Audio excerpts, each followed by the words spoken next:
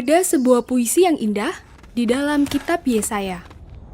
Kota Yerusalem baru saja dihancurkan oleh Babilonia, sebuah kerajaan besar di utara.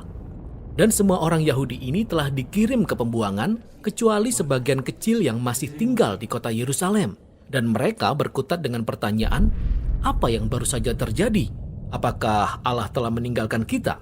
Iya ya, karena Yerusalem seharusnya menjadi kota di mana Allah akan memerintah atas dunia untuk mendatangkan kedamaian dan berkat bagi semua orang. Tetapi Yesaya berkata bahwa kehancuran Yerusalem merupakan ulah bangsa Israel sendiri. Mereka telah berpaling dari Allah mereka menjadi jahat, sehingga kota dan bait suci mereka dihancurkan. Wah, kelihatannya semua sudah musnah. Tapi puisi ini masih berlanjut. Ada seorang penjaga di atas tembok kota, dan jauh di sana, di atas bukit-bukit, dia melihat seorang utusan yang sedang berlari menuju kota. Dia berlari dan berteriak, "Kabar baik!" Yesaya berkata, betapa indahnya di puncak bukit-bukit kaki-kaki orang yang membawa kabar baik. Kaki-kaki yang indah. Iya, kaki-kaki itu indah karena mereka membawa pesan yang indah. Apa pesannya? Yaitu meskipun Yerusalem telah hancur, Allah Israel masih memerintah sebagai raja. Dan suatu hari nanti, Allah sendiri yang akan datang kembali ke kota ini, menegakkan tahtanya dan membawa damai sejahtera.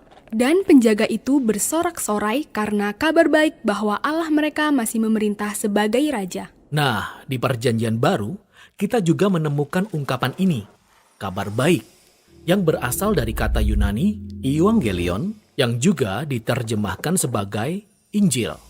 Jadi, ketika orang Kristen berkata, apakah kamu percaya Injil?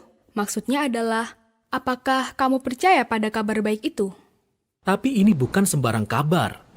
Dalam Alkitab, ungkapan kabar baik selalu dikaitkan dengan pemberitaan tentang pemerintahan seorang raja baru. Dalam Perjanjian Baru, kitab-kitab Injil menggunakan ungkapan ini untuk merangkum seluruh pengajaran Yesus. Mereka berkata bahwa Yesus datang untuk memberitakan kabar baik kerajaan Allah.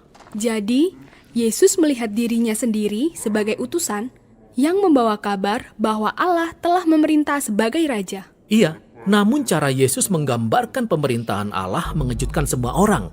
Maksud saya, coba pikir. Kerajaan yang sukses dan berkuasa seharusnya kuat dan mampu memaksakan kehendaknya dan mengalahkan musuh-musuhnya. Namun Yesus berkata, orang yang terbesar dalam kerajaan Allah adalah mereka yang terkecil, orang-orang yang mengasihi dan melayani orang-orang miskin.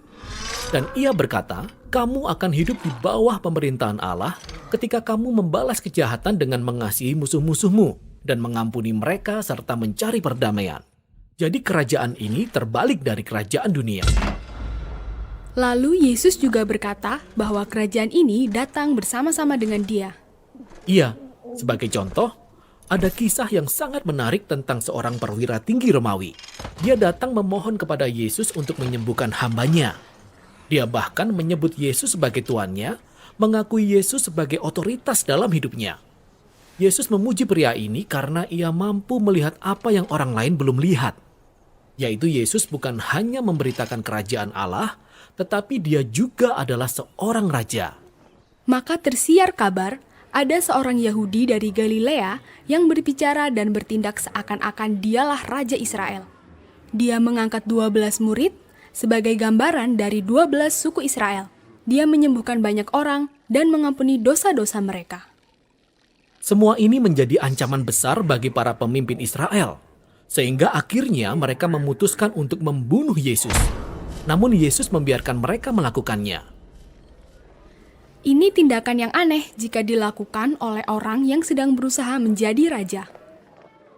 Benar sekali. Namun bagi Yesus, inilah yang harus terjadi. Yesus melihat dosa dan kehancuran umatnya Israel hanyalah sebagian kecil dari keadaan seluruh umat manusia yang telah memberontak terhadap Allah dan mengakibatkan tragedi dan kehancuran seluruh dunia. Jadi bagaimana cara Allah memerintah atas dunia yang seperti itu? Yesus percaya ini bisa dilakukan dengan tindakan kasih yang berkorban bagi musuh-musuhnya. Itulah mengapa dalam kitab-kitab Injil, peristiwa penyaliban Yesus digambarkan sebagai penobatannya sebagai raja orang Yahudi. Ya, dia menerima sebuah mahkota dan juga sebuah jubah. Dia ditinggikan tetapi bukan di atas tahta, melainkan di atas kayu salib. Oh, betapa indahnya kaki-kaki yang membawa kabar baik. Kabar baiknya sekarang adalah Yesus telah mengalahkan maut dan dia memerintah sebagai raja. Dia sendiri yang telah menanggung dosa dan kebejatan kita dan menaklukkannya dengan hidupnya dan dengan kasih-Nya. Dan kemudian Yesus mengutus para pengikutnya untuk pergi dan terus memberitakan kabar baik tentang kerajaan yang terbalik dari kerajaan dunia itu. Dan juga untuk mengajak semua orang menyatakan kesetiaan mereka kepada Yesus, Sang Raja, yang telah mengalahkan maut dengan kasih-Nya.